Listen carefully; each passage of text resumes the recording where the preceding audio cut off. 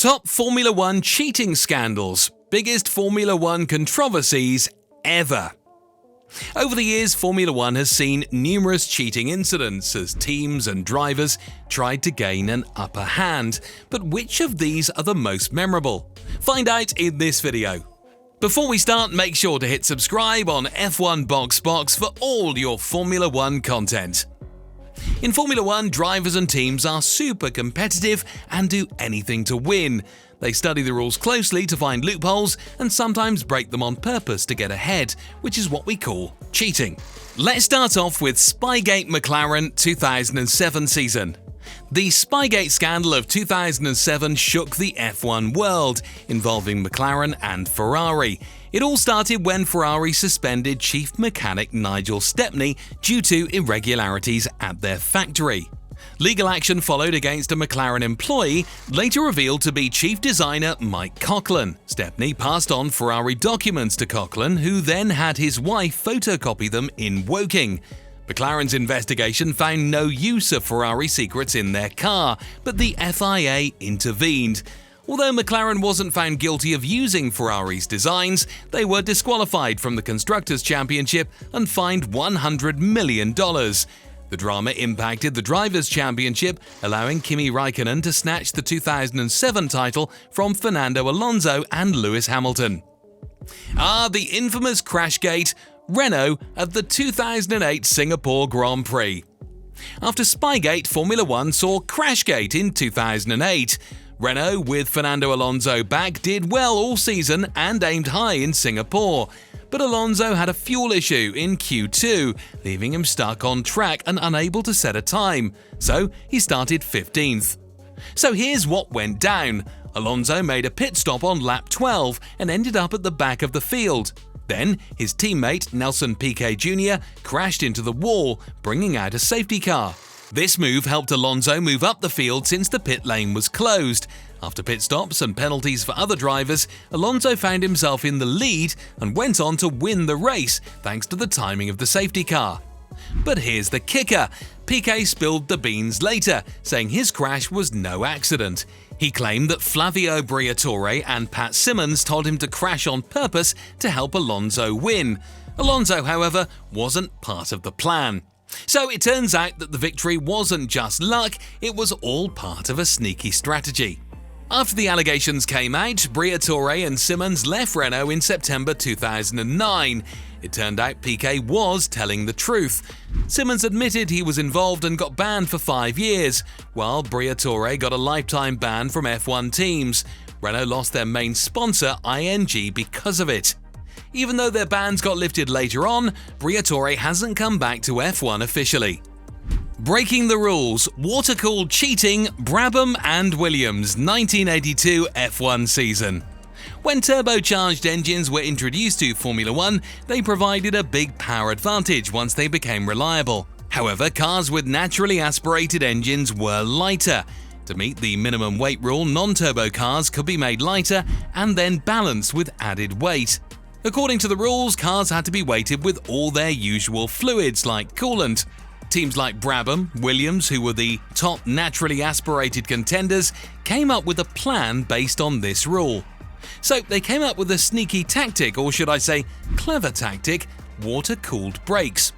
Before the race, the car's water tanks were filled to make them heavier, but during the race they dumped that water onto the brakes to run under weight. Later they'd top up the tanks before inspection to pass the weight check. After Nelson Piquet of Brabham and Keke Rosberg of Williams finished first and second in the 1982 Brazilian Grand Prix, their cars got protested and disqualified. John Watson of McLaren ended up in second because his car wasn't protested. This caused a rift between turbo and non-turbo teams, with the latter skipping the San Marino Grand Prix. And that's how the F1 waterworks turned into a splashy scandal. TRL's Underweight Run 1984 season. In the 1970s, Tyrrell was a strong contender in Formula 1, but as F1 budgets grew, they struggled to keep up. While turbo engines became popular, Tyrrell stuck with cheaper Cosworth engines. Turbos could make around 1,000 brake horsepower in qualifying, leaving Tyrrell behind their rivals. So Tyrrell had this brilliant idea. Their 012 car was designed to run underweight, but then FISA goes and shuts down the whole post-race water top-up thing. So now Tyrrell's got to figure out how to add weight during the race. And get this, teams can't refuel midway, but they can still top up the water tank. Crazy, right? During their final pit stops, they filled the car with a mix of water and lead shot, keeping it underweight for most of the race. Other teams noticed lead shot scattered in Tyrrell's pit box, and eventually Tyrrell got caught adding extra weight to their cars. But wait, there's more. They even added some aromatics to that water mix, spraying it into the engine to get extra power. Since they were seen as adding extra fuel during pit stops and running underweight, Tyrrell's entire 1984 results were wiped out, and they were disqualified from the season. To top it off, drivers Martin Brundle and Stefan Beloff were banned from competing in the last 3 races of the year. BAR's Hidden Fuel Tank 2005 season. In 2005, BAR was celebrating its best F1 season ever. After being the second best team in 2004, lead driver Jenson Button had a breakthrough year under ProDrive's David Richards. But despite their success in 2004, BAR had a tough start to 2005 with their new 007 chassis struggling to keep up. At the San Marino Grand Prix, the team finally earned points, with Jenson Button securing 3rd place and Takuma Sato finishing 5th. However, Button was disqualified when his car was found to be 5 kilograms underweight during scrutineering. The stewards discovered a secondary fuel compartment in the car and drained it, which BAR argued contained the minimum amount of fuel needed to run the car. Initially, the stewards accepted this explanation and the result stood. But the FIA appealed the decision, and the International Court of Appeal agreed. They ruled that the car could not meet the 600-kilogram minimum weight requirement without using fuel as ballast in the secret compartment. Additionally, the investigation into BAR's fuel consumption data couldn't confirm if the car was at the correct weight throughout the race. For not seeking clarification on the rules, BAR received a 2-race ban from F1, missing the Spanish and Monaco Grand Prix. However, this didn't stop Honda from completing its buyout of the team in late 2005. Honda had already acquired a 45% stake in the team the year before and ended ProDrive's management contract 2 years early. How could we forget the crashes involving Michael Schumacher in 1994, 1997 and 2006? Michael Schumacher, a legend in Formula 1, had another side to him. You see, he wasn't afraid to push the boundaries of the rules, often using aggressive tactics on track to gain an edge when it mattered most. In 1994, during the final race in Adelaide, Michael Schumacher had a controversial collision with Damon Hill. It was a close battle for the championship, with Schumacher leading by just 1 point. After Schumacher hit the wall, Hill tried to overtake him, but Schumacher blocked him, causing a collision. Hill's car was damaged, and despite efforts to fix it, he lost the championship. Schumacher attempted a similar move on Jacques Villeneuve 3 years later. Approaching the Dreisac corner at Jerez, Villeneuve went for the inside line, but Schumacher turned into him, hitting the Williams car.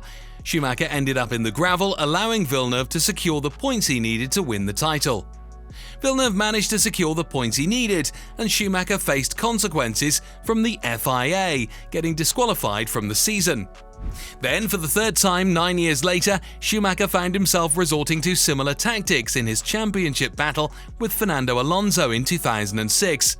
Schumacher, determined to keep Alonso from starting at the front, set a pole-worthy lap time and then stopped his car at the Rascasse corner, disrupting Alonso's qualifying lap. Schumacher claimed it was just a mistake, but the FIA saw it as a deliberate move to secure pole at a track where overtaking is tough. They moved him to the back of the grid, stating that his mistake happened at a very slow speed. What are your thoughts about this incident? Comment below, and if you enjoyed this video, don't forget to share it with your friends and family. Make sure to subscribe to F1 Box for more exciting Formula 1 content. Until next time, take care.